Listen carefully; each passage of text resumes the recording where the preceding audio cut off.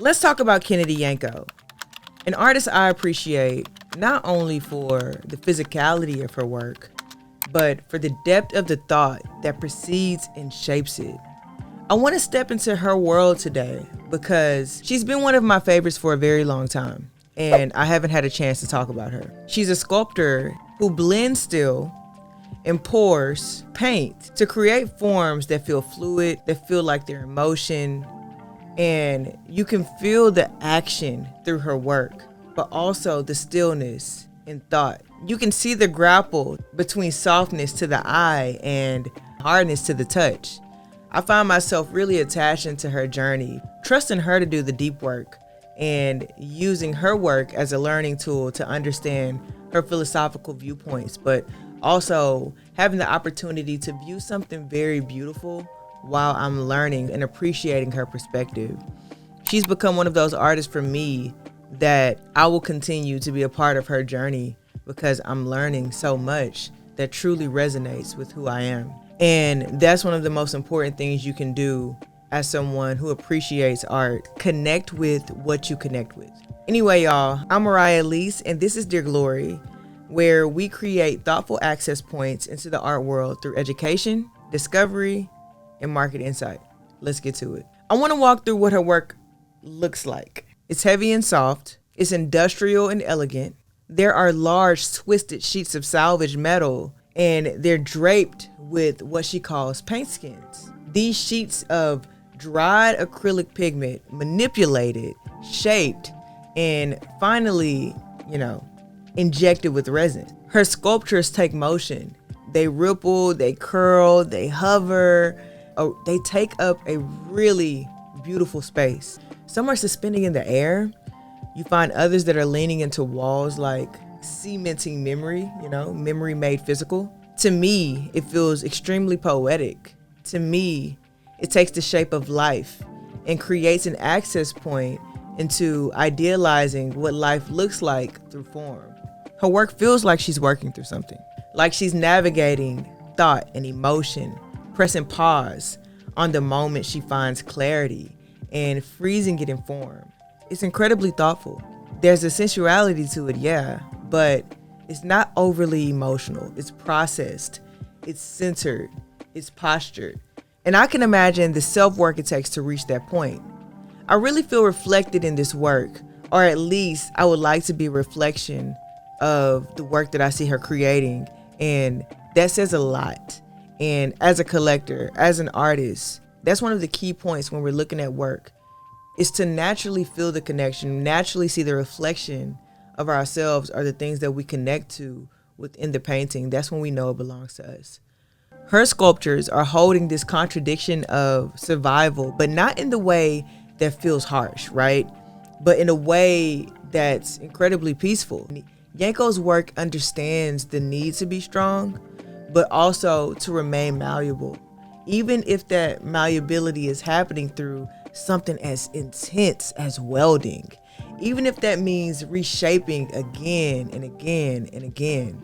This is work about contrast and about finding, and as she calls it, the hunt. It's still in paint. It's masculine and feminine at the same time. It's force and fluidity. It's air and gesture. It's gravity. It's aggression. But aggression in the sense that these are works forged from labor, in raw force, in raw material, in heated metal, and physical cuts, right? But there's elegance too. How the paint falls like silk. A gesture might be a twist of the metal, right? But also the careful arc of a curve. She lives between these poles, this aggression and this fluidity, and it's some of the most beautiful work I've ever seen. And she allows the work to reveal the meeting point and the finishing point. Her process is intensely physical. She's climbing steel. She's moving 100-pound slabs. She's pouring hundreds of gallons of paint. She allows the work to become. It's a process of becoming because she's not sketching. She doesn't sketch the outcome. She doesn't draw the work in advance. It starts in the salvage yard. She scans to find resonance in pieces that she could create something from.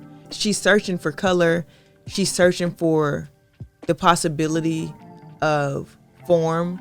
She's searching for resonance, and she searches until she finds that spark within the salvage yard. And in this process, she talks about discovery and the hunt being central to her practice. She allows the work to come to her, and that has been a part of her practice from the very beginning. Now, we can't talk about all of this without mentioning her composition, the cutting, the welding, the finding the right balance between restraint and release, between the weight of the material and the openness of the space. Her color choices are deliberate. Bronze and chrome, you have burnt sienna and acidic yellows. These tones reference rust and oxidation, the ways time imprints itself onto material. Her palette comes from emotion, but also from experience. She lets surfaces wear, and then she allows color to speak through that aging. And beyond the composition and the process, her work is extremely philosophical. She reads theosophy, and she practiced Taoism. And Taoism is a philosophy rooted in the balance of opposites. Exploring quiet and change, and the idea that water is the strongest force because it yields. And she speaks about water and memory a lot. And she talks about the body as a vessel, calling herself a conduit, allowing spirit and thought and matter to pass through her, shaping form as it arrives. Anyway, she considers the idea that water, which we all carry, all of us, is spiritual technology. And through her was the first time that I'd ever discovered the phrase, the understanding of it, the meaning, I get it, but spiritual technology, that the material knows before we do. And the artwork is a result of trusting that material and trusting your spirit, trusting instinct, trusting intuition, trusting that meaning will come through making. Her sculptures are bodies. They move and they ache and they remember. But as you guys know, I always want to talk about an artist and their career. So let's talk about how Kennedy Yanko's career, her CV, reflects success as well as intention. She always mentions one of her, if not her first exhibition, Wu Wei, which was held at Abstract Gallery in St. Louis. A show named after a Taoist concept, meaning effortless action. It's fitting, right? For this to be her first show. But her early momentum accelerated when Derek Adams curated her into Hidden in Plain Sight at Jenkins Johnson's projects in 2017. That was a group show that put her work into some serious dialogue. From there, a slew of things happened. She had her solo exhibition, Hannah, at Kavi Gupta, Chicago in 2019. Before Words at UICA, Grand Rapids in 2019. She also installed her first public sculpture that year, titled Three Ways, in New Orleans, in collaboration with the Helix Foundation and Ogden Museum of Art. That same year, she exhibited at Art Basel Miami Beach with Kavi Gupta. She also exhibited at Frieze LA, Expo Chicago, and the Armory Show that happens in New York. And in 2021 through 2022, she became Rebel Museum's Artist in Residence, which was really big for her.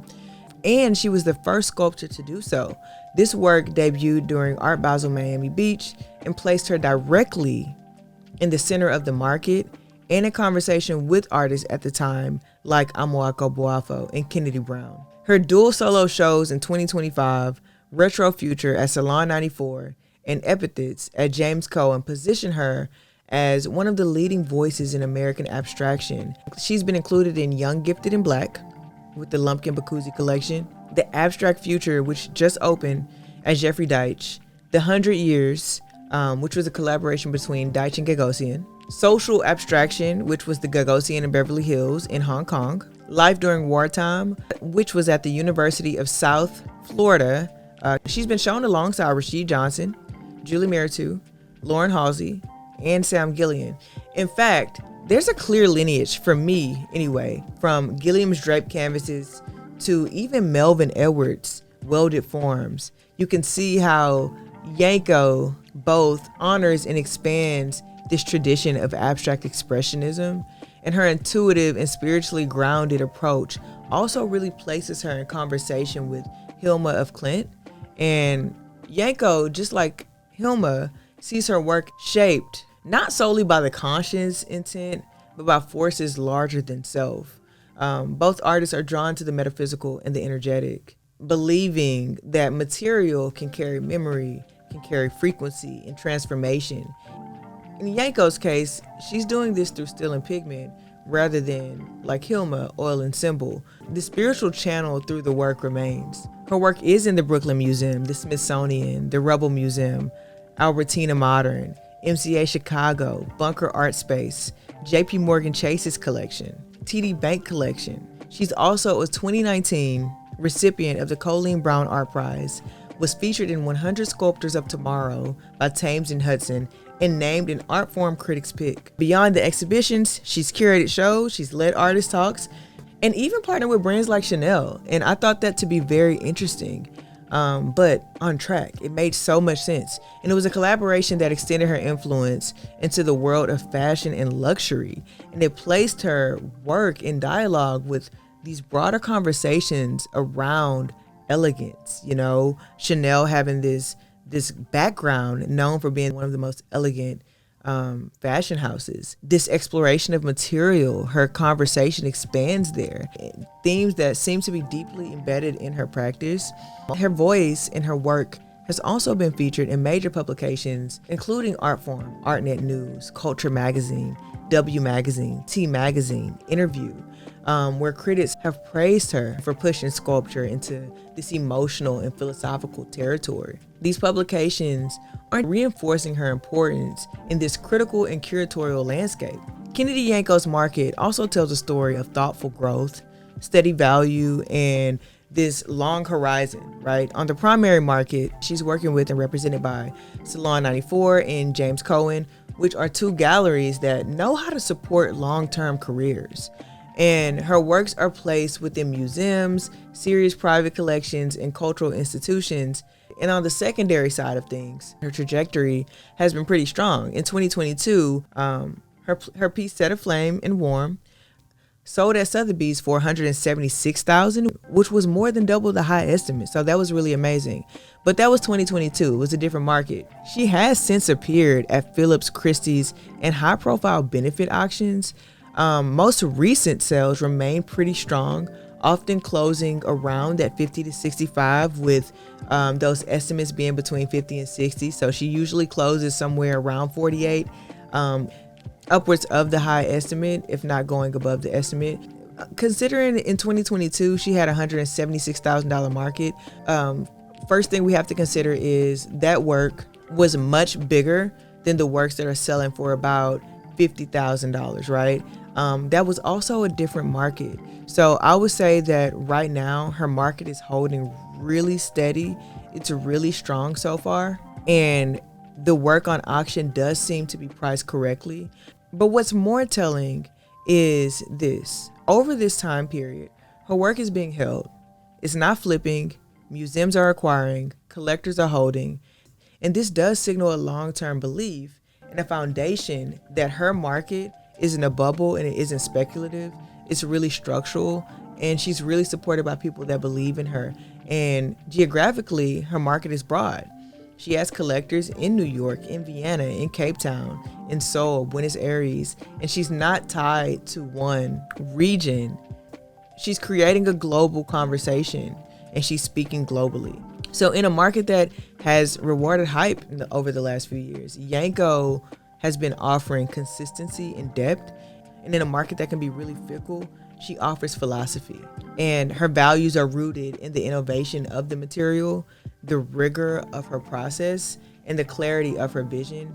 And this clear understanding that this is truly, truly self-work. Her work is sitting within this legacy of abstract expressionism, but through her hands and her vision, it becomes something entirely her own. So yeah, she's a part of a larger conversation, continuing and expanding the possibilities of abstraction, but not by repeating the past. She's translating it into these lived experiences through these new materials and an urgent personal philosophy.